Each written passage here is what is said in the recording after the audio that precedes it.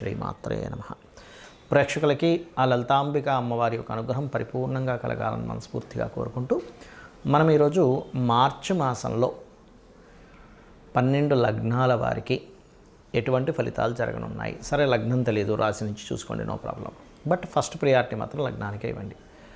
మరియు అదేవిధంగా ఏ విషయాల్లో జాగ్రత్తగా ఉండాలి, ఎటువంటి పరిహార మార్గాలు చేసుకోవాలి అనేటువంటి విషయాలు చెప్తుంది నేనైనప్పటికీ కూడా చెప్పిస్తుంది సాక్షాత్ లలిత అమ్మవారిగా భావిస్తూ అసలు గ్రహస్థితి ఏ విధంగా ఉంది అని చెప్పి చూసుకున్నట్లయితే మనకి మేషం నుంచి చూసుకుంటే వృషభ రాశిలో గురువు ఉన్నాడు, వక్రగతి పోయి. అదేవిధంగా మిథునంలో వక్రత్యాగం అయిపోయినటువంటి కుజుడు, కన్యారాశిలో కేతువు, కుంభరాశిలో రవిశనుల యొక్క గ్రహస్థితి ఉంది. అదేవిధంగా మీనంలో 3 గ్రహాలు రాహువు, శుక్రుడు, బుధుడు కలిసి ఉన్నారు. దీని తర్వాత 15వ తేదీ నుంచి రవి కూడా వచ్చి 4 గ్రహాలు కలిసి ఉంటాయి.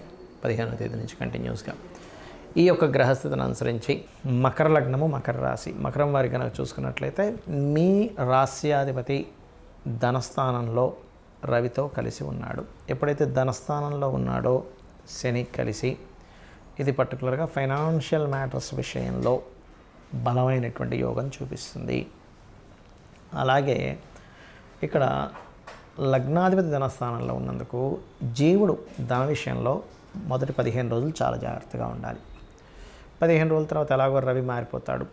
కాకపోతే ఈ డిగ్రీస్ అనేటువంటి కొంచెం క్లోజ్లోనే ఉంటుంటాయి. కాబట్టి ఆల్మోస్ట్ ఈ ఒక్క నెల 15 రోజులు కొంచెం ఫైనాన్షియల్ మ్యాటర్స్ విషయంలో చాలా కేర్గా ఉండాలి. మకర లగ్నం వారు అనేటువంటి చాలా స్పష్టంగా గోచరిస్తుంది.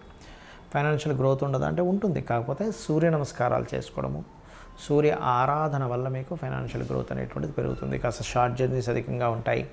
3లో ఉండేటువంటి గ్రహాల వల్ల, 3లో అధిక గ్రహాలు ఉండడం వల్ల, మరియు హోమ్ లోన్స్ లభిస్తాయి.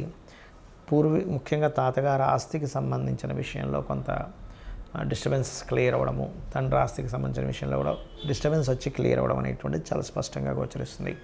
అయితే మీ యొక్క లగ్నానికి 6వ స్థానంలో ఉన్నటువంటి కుజుడు పర్టికులర్గా పరాక్రమ యోగాన్ని ఇస్తున్నాడు. అంటే స్పోర్ట్స్ రంగాల్లో రాణించడము, ఇటువంటి యోగాన్ని ఇస్తున్నాడు. అయితే ఇక్కడ మీ యొక్క సంతానం ఏదైనా కొత్త బిజినెస్ పెట్టడానికి, బిజినెస్ రిలేటెడ్ సంబంధించిన రాణించడానికి మంచి యోగం నడుస్తుంది ప్రస్తుతం కనుక చూసుకున్నట్లయితే. కాకపోతే మీ మకర లగ్నం వారికి ఎప్పుడైతే భాగ్యస్థానంలో కేతు ఉన్నాడో కాస్త తండ్రితోని, గురువులతోని ఏదో తెలియని దూరం ఉండడం, లేదా ఆధ్యాత్మికమైనటువంటి వాటిలో ఎక్కువగా జర్నీ చేయడం, ఇట్లాంటివన్నీ బలంగా చూపిస్తున్నాయి.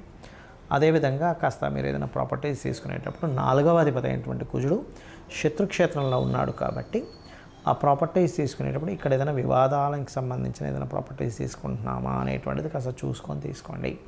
అలాగే మరొక విషయం ఏంటంటే ఇక్కడ గమనించుకున్నట్లయితే మీ యొక్క రాస్యాధిపతి ఎవరైతే ఉన్నారో ఈ రాస్యాధిపతి పర్టికులర్గా శని 2వ స్థానంలో ఉన్నందుకు తీపి పదార్థాన్ని ఏదైనా సరే సూర్యభగవానుడికి నైవేద్యం పెడుతూ ఉండండి నిత్యము. అప్పుడు దానివల్ల ఏమవుతుందంటే మీకు ఫైనాన్షియల్గా ఇబ్బంది అనేటువంటిది తగ్గుతుంది. ఇక మీరు చేయవలసిన దేవతారాధన అమ్మవారిని మరియు దత్తాత్రేయుని ఎక్కువగా ఆరాధించండి. అన్ని విధాలా మీకు బాగుంటుంది. ఈ మార్చి మాస ఫలితాలు అయిపోయిన తర్వాత మనకి నూతన సంవత్సరం రాబోతుంది, విశ్వవసు నామ సంవత్సరం.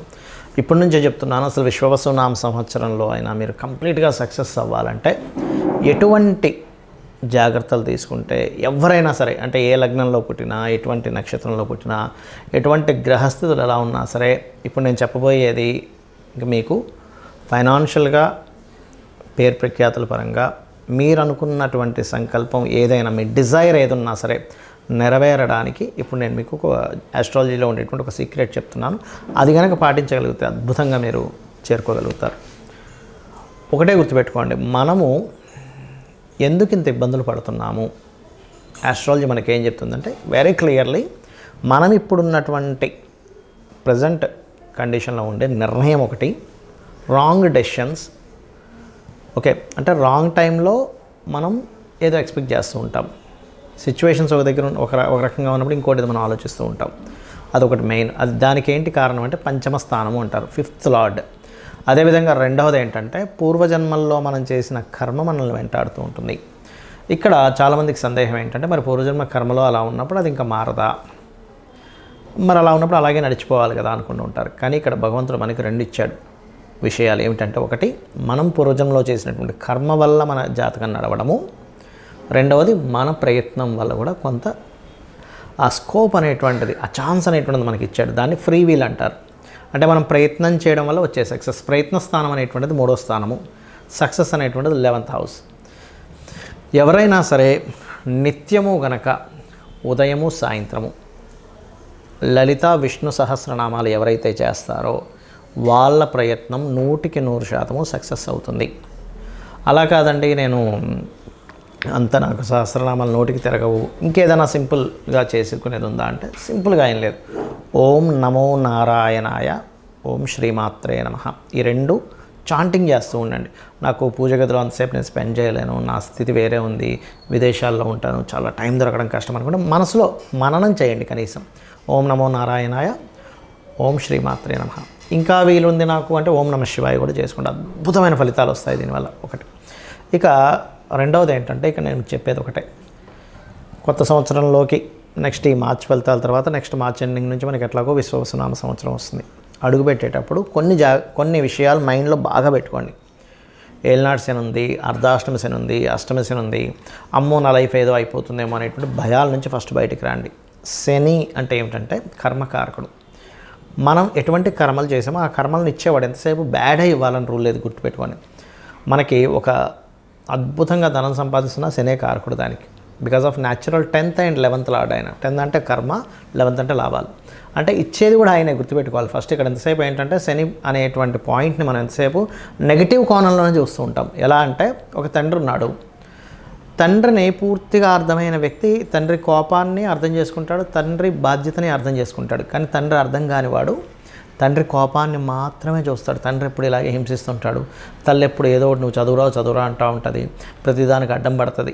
ఇది మాత్రమే చూస్తాం. కానీ తల్లి అంత బాధ్యతగా ఉదయాన్నే నిద్రలేచి మనకి ఫుడ్ అనేటువంటిది చూసుకుంటుంది, లేనట్లయితే మన అవసరాలు చూసుకుంటుంది, మనం ఎప్పుడేంటనేది అన్ని జాగ్రత్తగా రక్షించుకుంటుంది. తండ్రి కూడా మన కోసం పనిచేస్తున్నాడు అనేది మనం మర్చిపోతాం. ఎంతసేపు ఆయన కోపడుతున్నాడు, నేను ఖాళీగా కనిపిస్తే ఏదో ఒకటి అంటున్నాడు అనేది చూస్తాం. అలాగే శని విషయంలో కూడా ఇదే రాంగ్ జరుగుతుంది అందరికీ కూడా. ఏంటంటే శని అనగా నమ్మో ఏలినాడు శని, ఏం చేయాలి గజగజ ఉనికిపోవడం. ఇది కాదు. శని అనేటువంటిది కర్మకారక ప్లానెట్. నువ్వే కర్మ చేశావు.